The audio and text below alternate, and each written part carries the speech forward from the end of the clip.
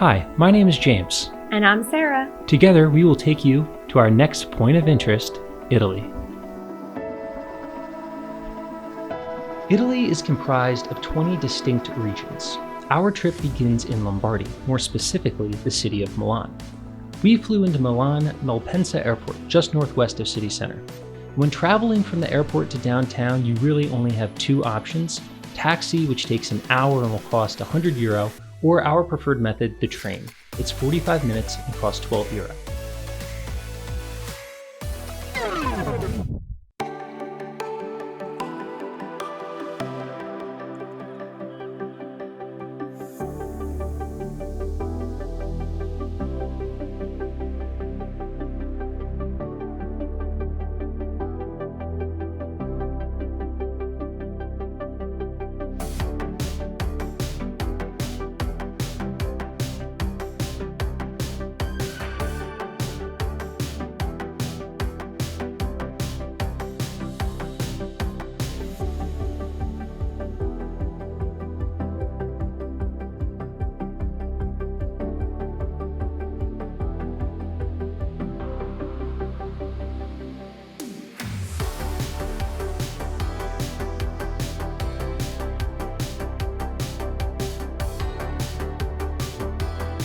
I just feel like I can't stress enough how relaxed I feel and just how easy that travel experience was, especially being that this is our first international trip in 20 months and the COVID cases in the US are spiking again. So a lot of people kept asking us, are you sure you want to go abroad? Are you sure that's really something you want to do? And I have never felt so relaxed just getting right off of a plane and walking around in a park without any makeup on. I haven't washed my face yet or anything, and yeah, it feels really good.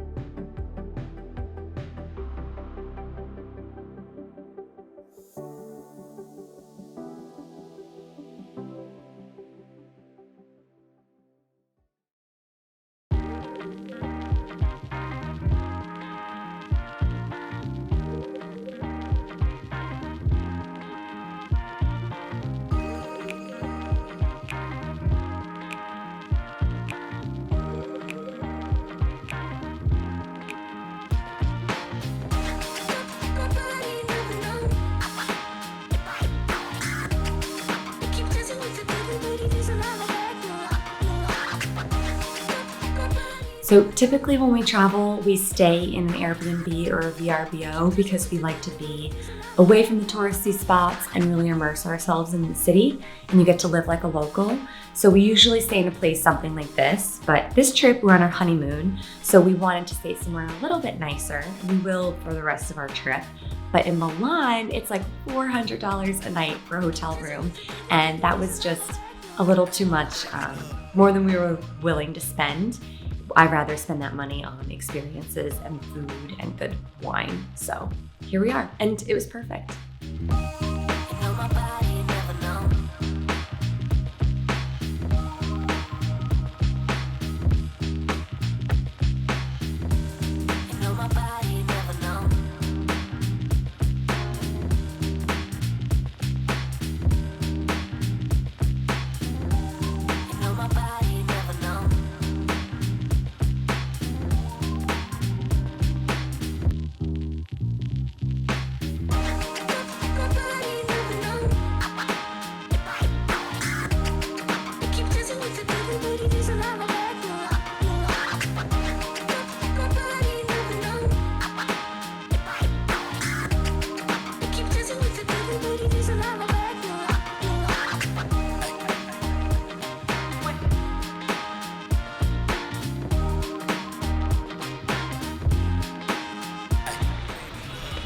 You're a terrible communicator.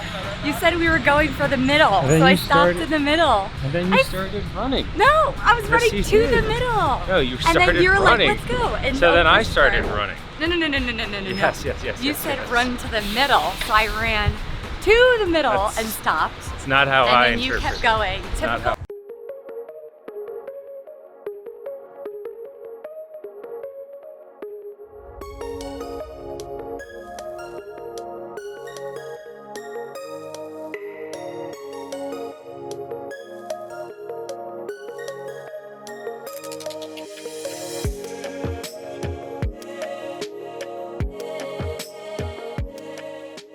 We just walked into the courtyard of the Sforzesco Castle in Milan. It's free to enter, and you don't even need to go inside the building to marvel at its beauty. It is absolutely beautiful here in Milan. We just found a nice little shaded area in the courtyard of the Sforzesco Castle, and Leonardo da Vinci actually spent his golden years here. His influence can be seen all over Milan.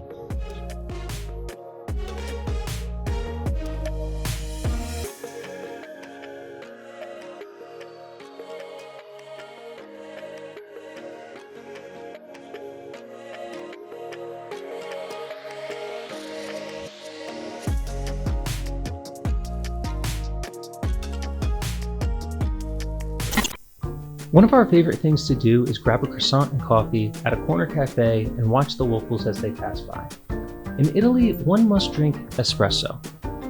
What's atypical is, we're sitting down and slowly enjoying ours. You'll rarely see an Italian do this. They order their espresso at the counter, drink it in 1 or 2 sips, and then they'll be on their way.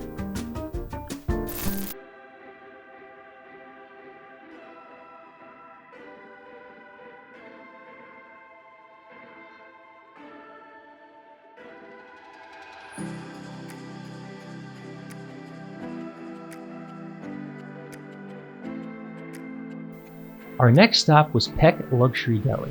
We were really excited to check this place out. It's been around since the 1880s and it's the official supplier of the royal household. To be honest, we found it underwhelming. It lacked the energy we were expecting. That being said, it's still worth a stop to look at their homemade goods. But our advice is save the sweets and espresso for Marchesi 1824 in Galleria Mall, just a couple blocks away.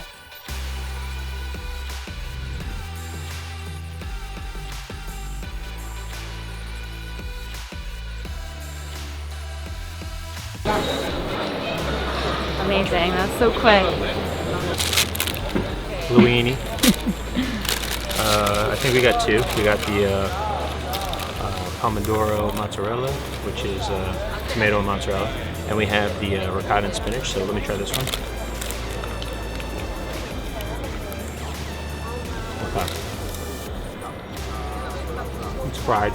It's amazing. But I didn't get any cheese or any tomato in this bite.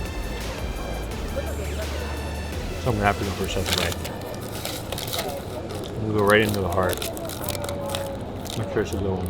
Now for Sarah's first impressions. These sandwiches actually are a southern Italian specialty. And this bakery, in this family-run bakery brought them up hundreds of years ago, and now they're just a staple in Milan, even though they're not from Milan.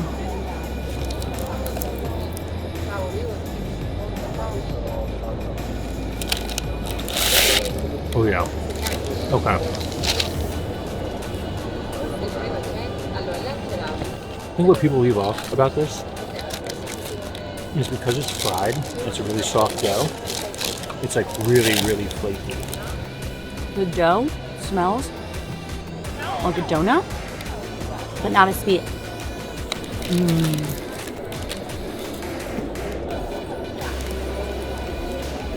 What do you think? People always were saying it's like a calzone. It's not like a calzone at all. Whoever's calling these things like calzones, I have no idea what they're talking about. There was an Italian woman in front of us in line, and I just ordered exactly what she got, and it did not disappoint. So good. It's certainly like a stuffed pastry, but like the dough is so flaky, buttery because it's fried. Really good. The tomato and mozzarella, amazing. You really can taste like that fried oil in it. Next, the ricotta and spinach, and I'm not going to make that same mistake, so I'm just going to go straight in.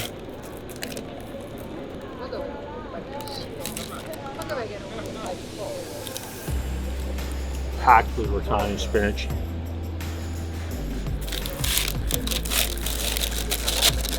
Immediate gut reaction. Tomato and mozzarella. Much better than ricotta and spinach.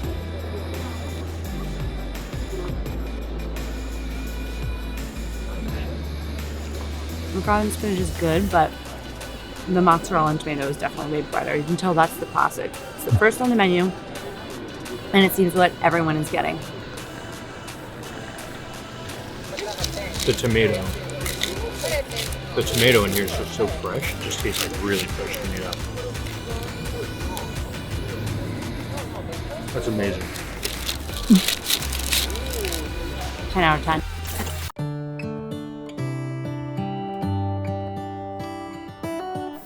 A trip to Milan wouldn't be complete without a little bit of shopping.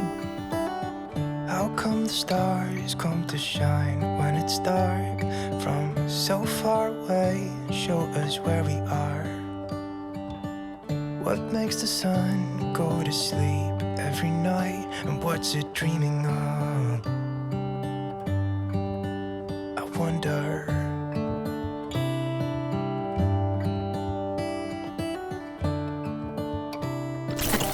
Another must-do while you're in Milan is to visit the Duomo. There are great views of the city from the roof, and the scale of the interior is amazing. It doubles as a welcomed escape from the heat if you're visiting in the summer. To buy tickets to get into the Duomo, including roof access, there's a building to the right side of the church if you're standing outside looking at the front.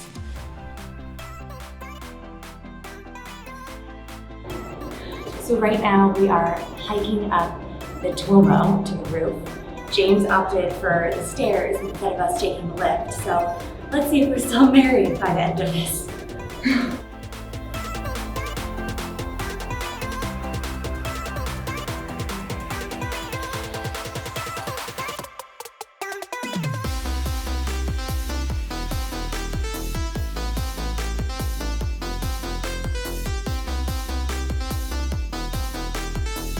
James is usually the fun fact guy. I'm going to school you for a second here. Okay, let's The hear it. Duomo was started to be built in 1386, and it wasn't finished until 600 years later, which is insane.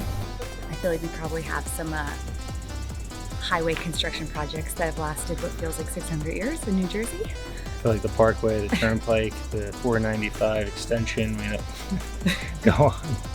There are more statues and figures on this building than any other building in the world.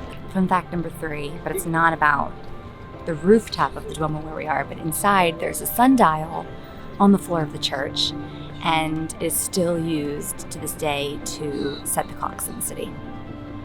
We'll have to show them that in a minute.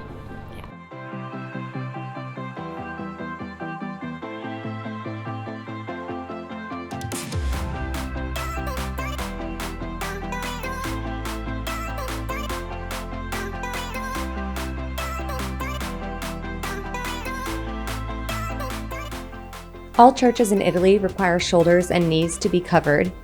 If needed, you can purchase a scarf or wrap at the entrance.